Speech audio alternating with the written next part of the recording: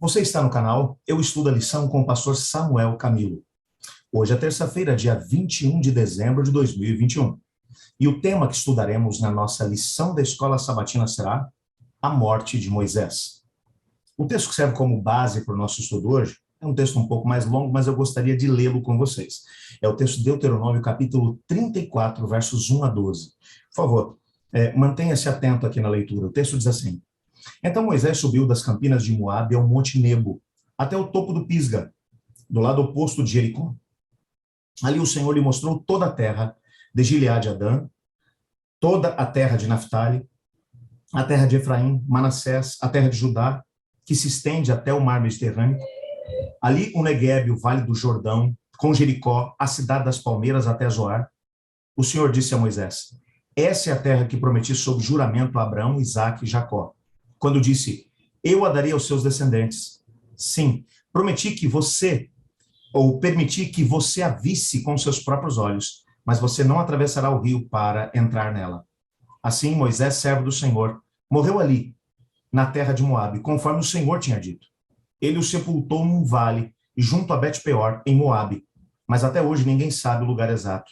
Moisés tinha 120 anos quando morreu, e, no entanto, ainda enxergava bem e tinha todas as suas forças. Os israelitas prantearam a morte de Moisés por 30 dias nas campinas de Moabe, até se cumprir o período do ritual de luto. Josué, filho de Num, estava cheio do espírito de sabedoria, pois Moisés havia imposto as mãos sobre ele. Por isso os israelitas lhe obedeceram e fizeram que o Senhor havia ordenado a Moisés. Nunca houve em Israel outro profeta como Moisés, a quem o Senhor conhecia face a face. O Senhor o enviou ao Egito para realizar todos os sinais e maravilhas contra o faraó, contra todos os seus servos e contra toda a sua terra. Com grande poder, Moisés realizou atos terríveis diante dos olhos de todo o Israel.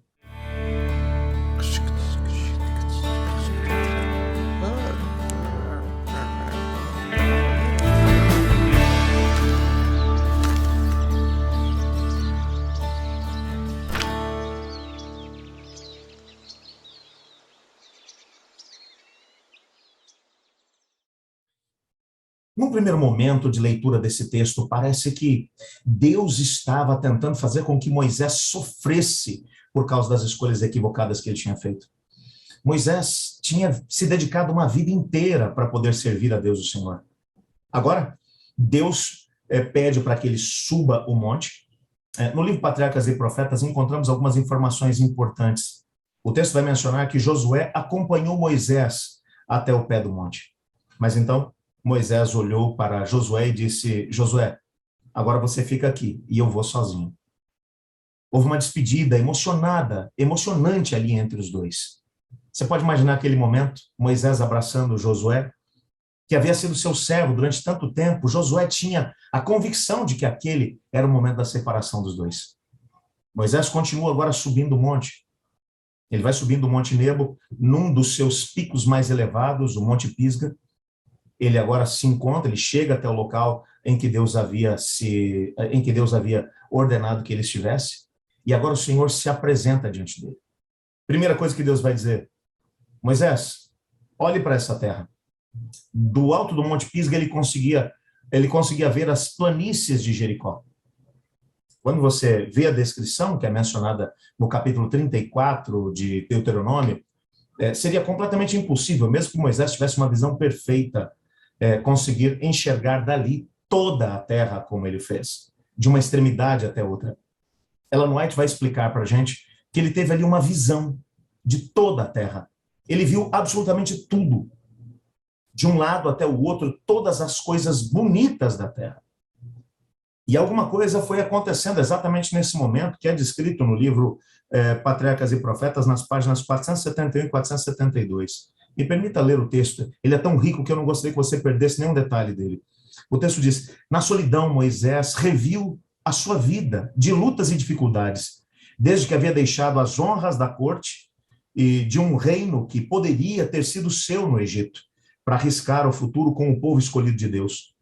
Lembrou-se dos longos anos de deserto, com os rebanhos de Jetro, no aparecimento do anjo na sarça ardente e do chamado para libertar Israel. viu de novo os milagres do poder de Deus realizados em favor do povo escolhido e sua paciente misericórdia durante os anos de peregrinação e rebelião. Apesar de tudo que Deus tinha feito pelo povo, apesar das próprias orações e dos esforços de Moisés, apenas 2 de todos os adultos do vasto exército que deixou o Egito foram considerados dignos de entrar na terra prometida. Revendo os resultados do seu trabalho, sua vida de provação e sacrifícios, Moisés tinha a impressão de que quase tudo havia sido em vão. Nesse primeiro momento, você imagina, Moisés chega lá em cima, ele vê a terra, mas ele agora se lembra de um detalhe, de todo aquele grupo de quase 2 milhões de pessoas, 600 mil homens que saíram do Egito. Apenas 2 indivíduos, Caleb e Josué, foram achados dignos de poder entrar na terra de Canaã.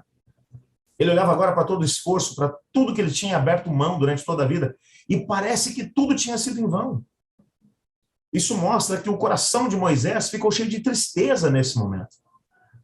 É aqui que Ellen White vai dar um detalhe interessante a respeito do texto.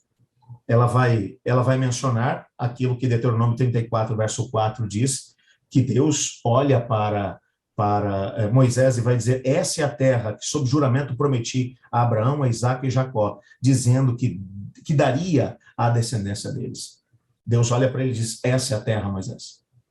Você já teve a oportunidade de poder visualizá-la de um lado até o outro. Você não vai entrar nela, mas eu vou te mostrar uma coisa. E nesse momento ela vai dizer para a gente que Deus, ele abre diante de Moisés, através do dom de profecia, ele visualiza não apenas a terra como um todo, mas ele tem a oportunidade de visualizar também a história de Israel. O que aconteceria depois que eles entrassem na terra de Canaã? Ele visualiza todo o momento em que, através da direção de Josué, as cidades dos cananeus seriam conquistadas. Ele viu depois todo o período dos juízes, quando, vez após vez, o povo, os descendentes daqueles que estavam entrando, se afastavam do caminho de Deus, eram conquistados pelas nações dos cananeus, depois se voltavam para o Senhor, Deus levantava um juiz e eles eram libertados. Ele viu também o período dos reis, quando o povo de Deus, de forma repetida, vai rejeitar os juízes, através do último juiz que foi Samuel, e vai pedir um rei como as outras nações tinham. Ele vai visualizar cada um dos reis, desde o primeiro deles, que foi Saul, passando por Davi, Salomão, Roboão, e chegando até o último dos reis, até o rei Zedequias. E vai vendo cada momento de rejeição, cada momento de luta. Ele vai percebendo o reino do norte depois sendo levado para o cativeiro da Síria. Ele vai vendo Babilônia invadindo o reino de Judá. Ele vai vendo o povo de Deus sofrendo no cativeiro, retornando as dores, as lutas e, ao mesmo tempo, os desmandos das escolhas equivocadas que eles fizeram. Ele vê o momento que, depois de cerca de 400 anos que o povo tinha retornado do cativeiro da Babilônia, ele vê o momento do nascimento de Cristo Jesus. Ele vê Cristo Jesus passando por todo o processo no meio do seu povo. Ele vê a rejeição que o povo faria do próprio Cristo. Ele vê Cristo morto na cruz do Calvário. Ele vê Cristo também ressuscitando dos mortos, subindo ao céu e enviando os seus apóstolos, e a igreja de Deus sendo toda organizada. Ele vê toda a história do povo de Deus. E enquanto ele está olhando para aquilo tudo, Deus vai olhando para Moisés, e é como se Deus agora dissesse para ele, Moisés, você está olhando para isso aqui. O sentimento que você está tendo agora, de que todos os sonhos que você teve para aquela geração que você tirou do Egito, que não se cumpriram, porque eles fizeram escolhas equivocadas no deserto, tudo isso eu já estou sofrendo com o meu povo, porque eu sei as decisões que eles vão tomar, eu sei os caminhos que eles vão seguir. E ao olhar para isso tudo, enquanto na presença do Senhor, Moisés vai observando a história sagrada, ele adormece o sono da morte. O próprio Cristo Jesus, pré-encarnado, sepulta o seu corpo junto com os anjos nas planícies de Moabe. Ninguém sabe onde isso aconteceu. Você pode imaginar uma cena como essa? Não há outro ser humano na história que tenha tido um privilégio como esse, de ter o próprio Deus realizando o seu sepultamento.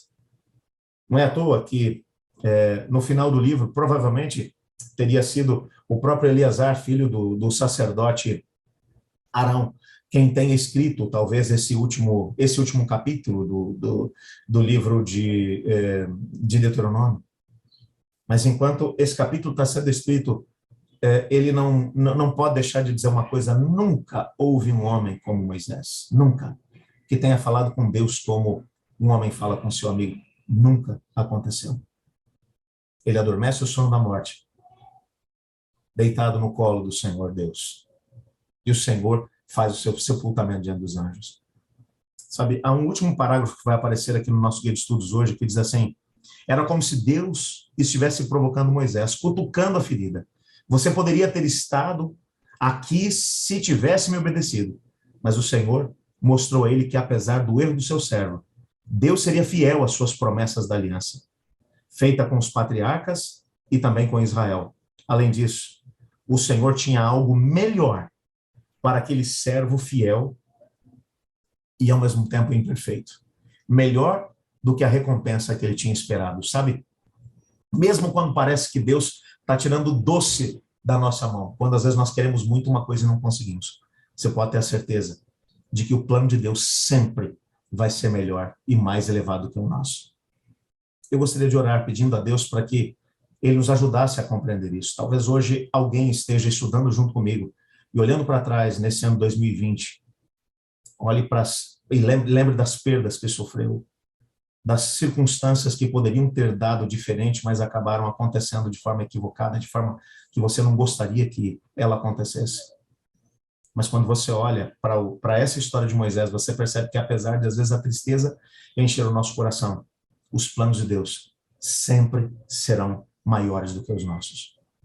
Eu gostaria de orar pedindo a Deus para que enchesse o nosso coração com essa certeza. Você quer se juntar a mim? Obrigado, Senhor, porque em Tua palavra descobrimos que Teus planos são maiores do que os nossos.